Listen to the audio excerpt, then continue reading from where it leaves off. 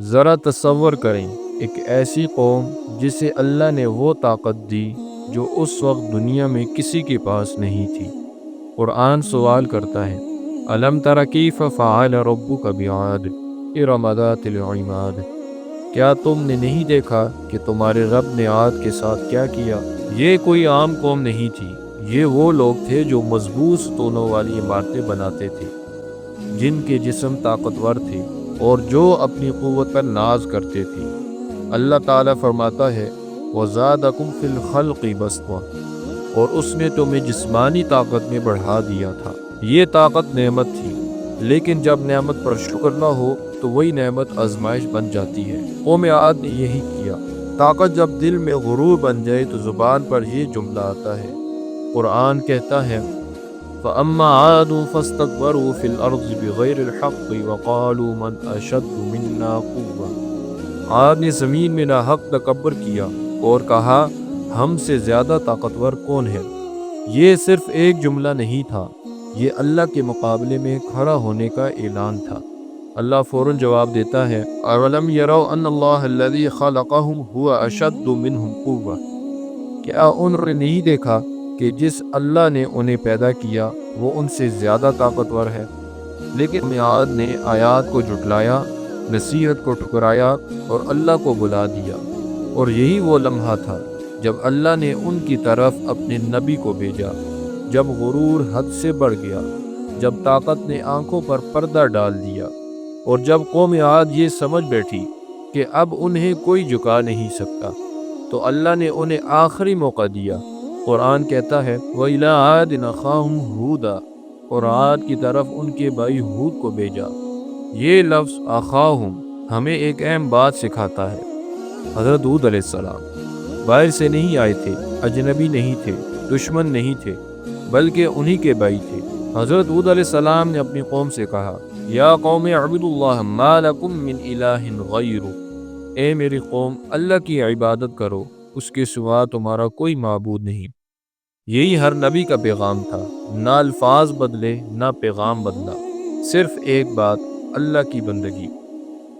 حضرت ہود علیہ السلام نے ان کے مرض کی نشاندہی کی، اتجادلوننی فی اسماء سمیتموها انتم وآباؤکم، کیا تم مجھ سے ان ناموں پر جھگڑتے ہو جو تم نے اور تمہارے باپ دادا نے رکھ لیے ہیں؟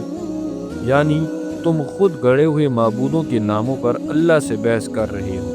جب کسی قوم کے سامنے حق بالکل واضح ہو جائے، نبی کی دعوت پہنچ جائے اور پھر بھی انکار باقی رہے، تو اللہ فوراً عذاب نہیں بھیجتا بلکہ ایک مہلت دیتا ہے۔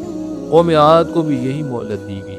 قرآن میں آتا ہے، فَإِن تَوَلَّوْا فَقَدْ أَبْلَغْتُكُم مَّا أُرْسِلْتُ بِهِ إِلَيْكُمْ، اگر تم منہ موڑو تو میں تمہیں وہ پیغام پہنچا چکا ہوں جس کے ساتھ مجھے تمہاری طرف بھیجا گیا تھا۔ یہ نبی کی ذمہ داری کا اعلان تھا۔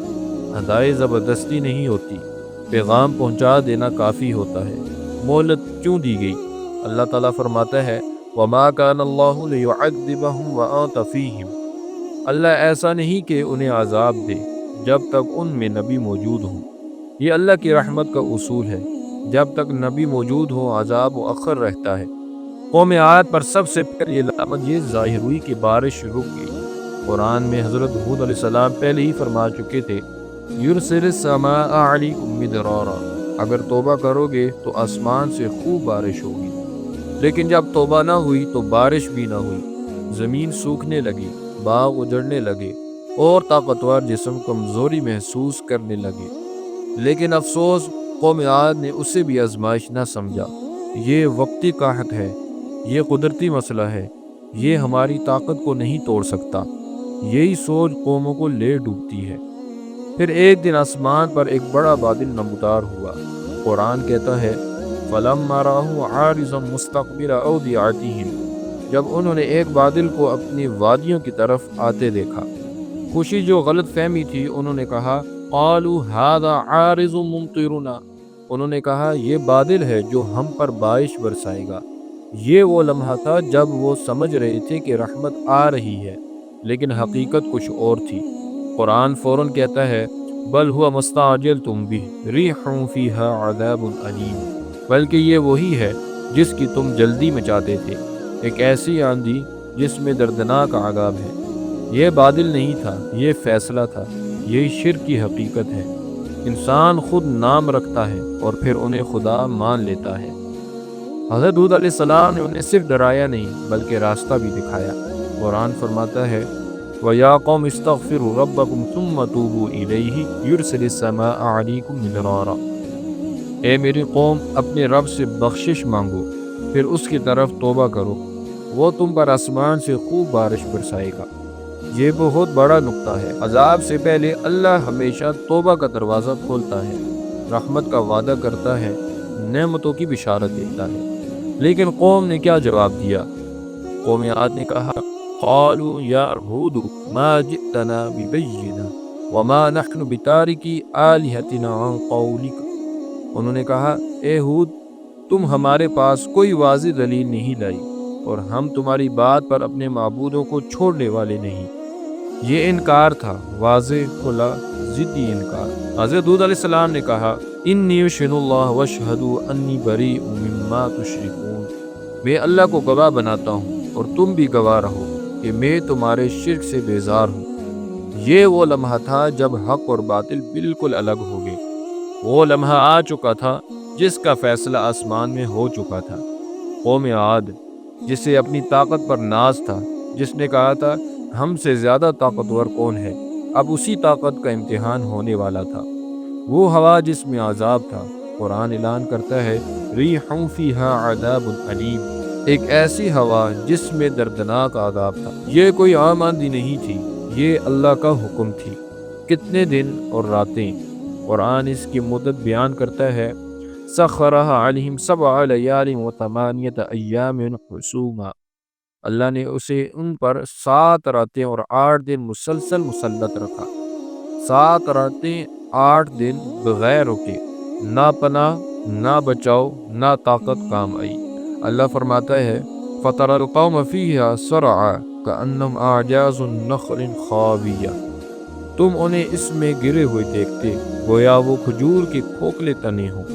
وہ جسم جن پر وہ فخر کرتے تھے، وہ قد جنہیں وہ قوت سمجھتے تھے، اب بے جان لاشیں بن چکے تھے، کچھ بھی باقی نہ رہا۔ قرآن کہتا ہے تدمر کل شیء بامر ربھا۔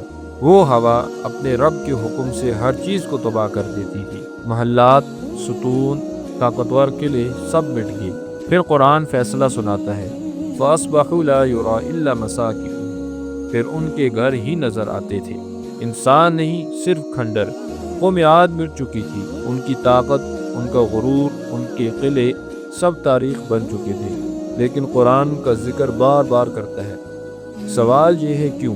یہ کہانی نہیں، نشانی ہے۔ اللہ تعالیٰ فرماتا ہے فَجَعَلْنَاهُمْ أَحَادِيثَ وَمَزَّقْنَاهُمْ كُلَّ مُمَزَّقٍ۔ ہم نے انہیں قصے بنا دیا اور انہیں بالکل منتشر کر دیا۔